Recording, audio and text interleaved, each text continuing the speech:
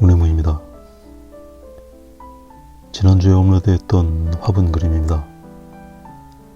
어두운 부분이 많을 때 그리는 방법에 대해서 설명드렸던 그림입니다. 오늘 그림은 반대로 거의 그늘이 없는 대상을 그리는 영상입니다. 보기에도 서로 달라 보이는 그림들이지만 그릴 때 생각해야 될 것들이 다른 점이 많아서 두 그림을 옆에 놓고 비교해보면 차이를 이해하시기에 좋을 것 같습니다. 먼저 오늘 그림은 그림 전체에 그늘이 거의 없습니다. 그늘이라는 건 그림자를 포함해서 빛을 받지 못하는 곳들을 말하는데 이 그림에서는 이 정도를 그늘이라고 할 수 있겠습니다. 그 외 나머지 모든 부분은 빛을 받는 부분입니다.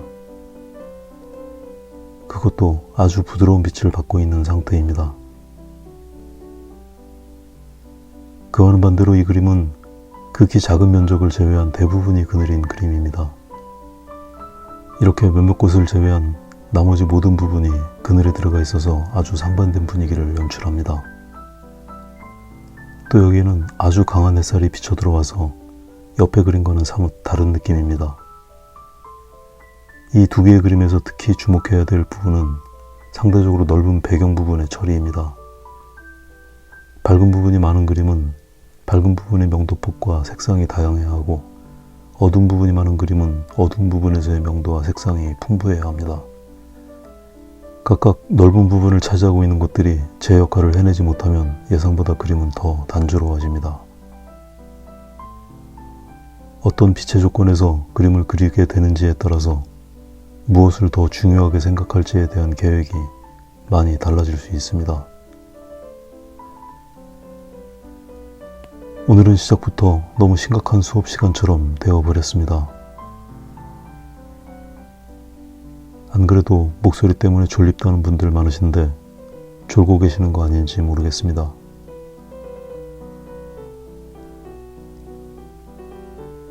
앞에서 빛의 조건에 따라서 생각해야 할 것들에 대한 말씀을 드리느라 오늘 그림은 좀 더 많이 간추려서 보여드려야겠습니다. 말씀드린 대로 이 그림은 전체가 밝은 부분으로 이루어져 있어서 밑색을 무리하게 어두운 색으로 깔아두지는 않습니다. 밝은 파란색을 전체의 지배색으로 배치해 두겠습니다. 그나마 얼마 되지 않지만 그림에서 어두운 부분이라고 할 수 있는 부분을 구별해 주고 있습니다.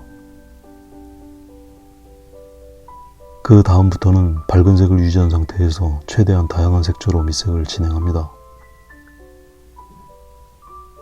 채도가 낮고 명도가 높은 붉은 계열과 노란색 계열도 과감하게 사용합니다. 아까 말씀드린 대로 이 넓은 면적들이 지루해 보이지 않으려면 최대한 많은 단계의 명도와 풍부한 색으로 채워져야 합니다.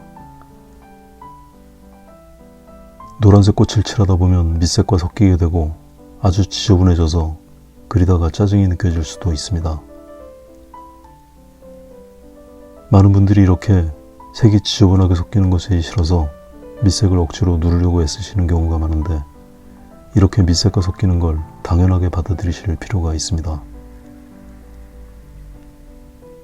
색이 섞인 부분만 보면 싫고 짜증이 날 수도 있지만 전체로 보면 그 섞인 색들이 더 다양하고 풍부한 그림을 만드는데 도움이 된다는 걸 알 수 있습니다. 지금 단계에서는 색이 뒤엉켜서 뭐가 뭔지 알아보기도 힘들고 전부 썩은 색으로 보일 수도 있습니다. 제 눈에도 그렇게 보입니다. 하지만 그림이 이렇게 끝나는 게 아니라 이 색들을 기반으로 다른 색들이 올라가서 색들 간의 조화를 이루게 될 것이라는 예측이 필요합니다. 부분적으로 당장 마음에 들지 않는다고 해서 조급하게 색을 덮어버리려고 애쓰지 마시고 그 마음에 들지 않는 부분이 다른 곳과 어떻게 조화를 이루는지 먼저 판단하는 게 중요합니다.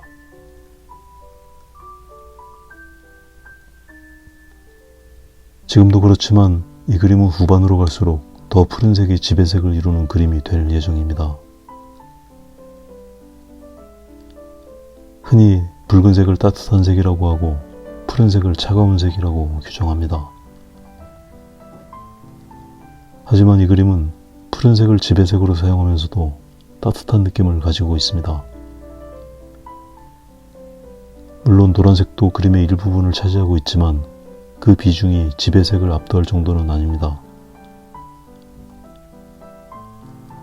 이렇게 푸른색이 그림을 지배하면서도 따뜻하고 포근한 느낌이 드는 것은 경계처리 때문입니다.